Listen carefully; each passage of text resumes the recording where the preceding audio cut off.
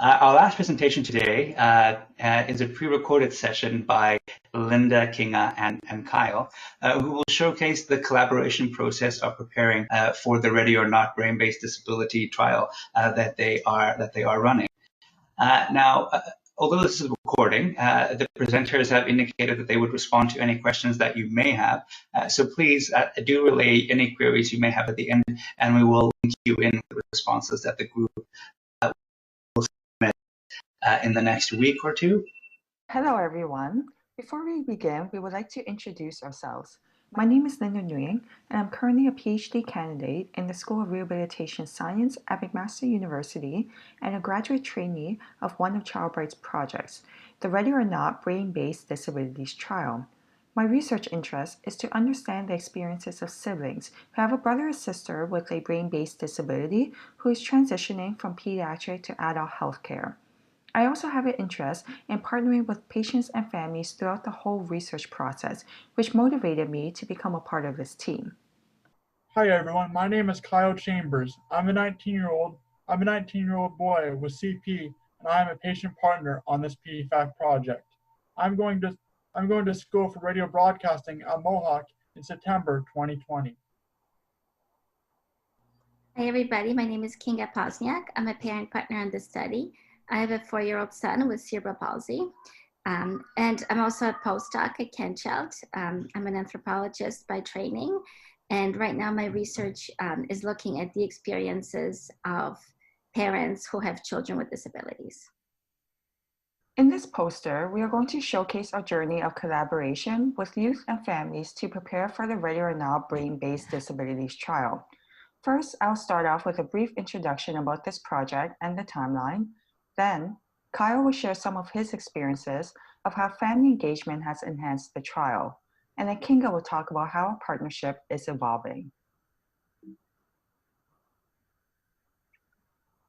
Our journey began with the My Ready Transition Brain-Based Disabilities app, which was co-created by families, youth, researchers, healthcare professionals, and technology designers.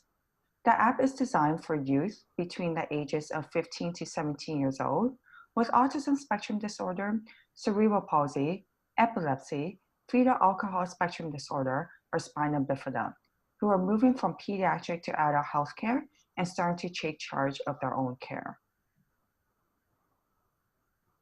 Here's a timeline of our journey. In phase 1, in 2017, the Patient and Family Advisory Committee, PFAC, was established and has been working together with the research team to co-create the app. Currently, we are in phase 2. We are preparing to conduct a randomized control trial to see if there's a benefit to using the app, such as whether the app could help youth with brain-based disabilities to know when to ask for help and what questions to ask. Next, we plan to move forward into phase 3, in which we will develop a plan to share our findings in different ways to help young people and their families. And now Kyle will present the next part of our presentation. How family engagement is enhancing our Ready or Not Brain-Based Disabilities trial. Participant recruitment, revising advertisements to be clear and appealing, drawing on PFAC social media connections to advertise the study, scripting and recording novel testimonial videos for recruiting. In the past, I've been able to be a part of a couple of these videos for the recruiting process.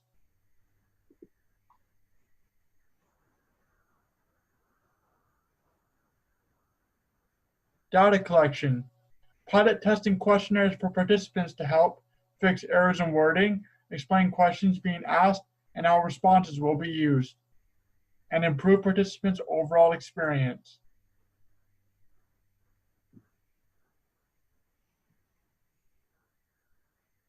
Engagement plan, planning for a community of engagement by offering training, connecting with more patients/families in regions where we are recruiting, scheduling RCT team members at PFAC meetings to introduce themselves and share about their work.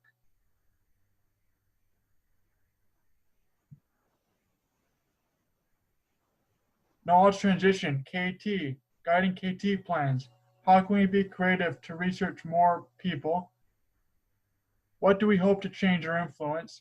How can findings from this project help young people and their families?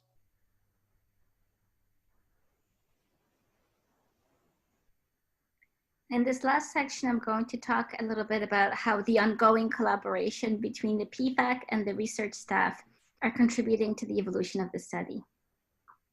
One of the insights that emerged in the course of our meetings and conversations is that PFAC members appreciate having clearly defined expectations and roles.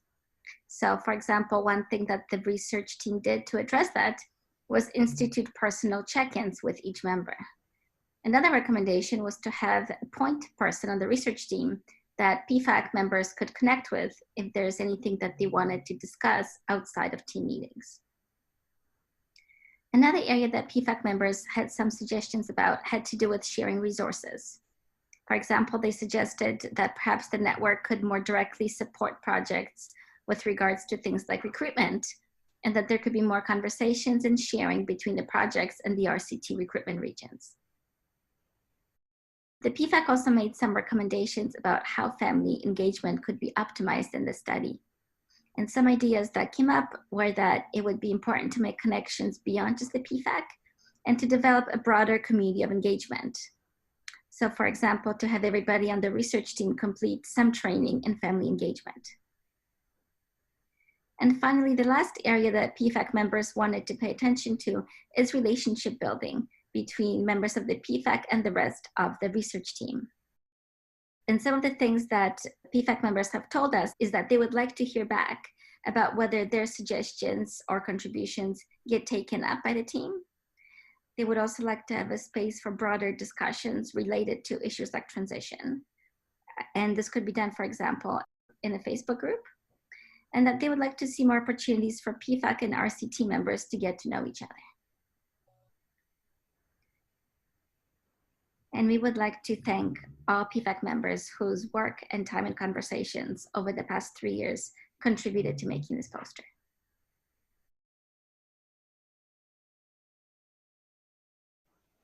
And thank you to everyone for listening to our presentation. If people are interested in learning more about this project, you are welcome to visit our website.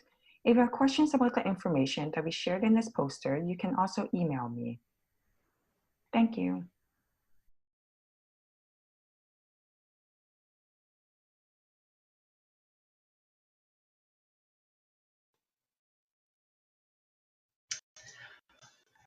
So hello again, everyone.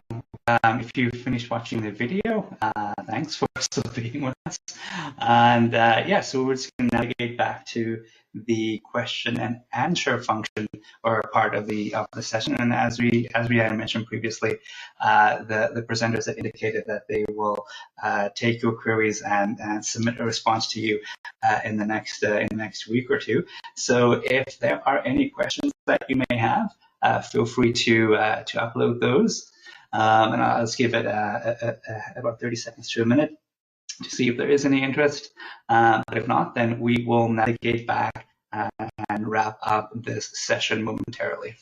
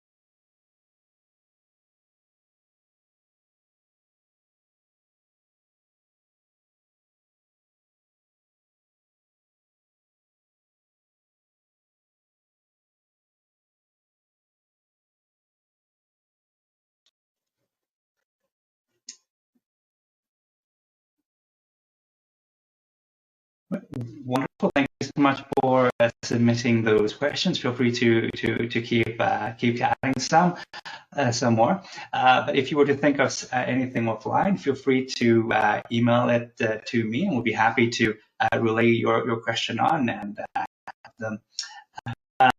So thank you all for attending today. That brings us to the end of our first session of the 2020 Child Rights Virtual Symposium. Thank you all for attending, and of course, a special thank you to all the presenters for showcasing their work today. Lastly, I just want to make a special mention of Child Rights Communication Team, who was incredibly committed in helping launch this activity in a very short time frame. And if you have not done so already, but are interested in attending the next session on May 20th, please be sure to register by visiting the events page on the Child Right website. We will shortly follow up with you through email to request any input that you may wish to share about how today's session went, as well as any changes you think we should try to incorporate in the remaining sessions that we have scheduled of May. And lastly, of course, if you have any further questions, either in terms of the questions you want to specifically ask the presenters, just in general about Child Rights Training Program, please don't hesitate to connect with me through the email that is currently displayed on the presentation. And with that, I just want to say take care and look forward to connecting with you again soon. Bye.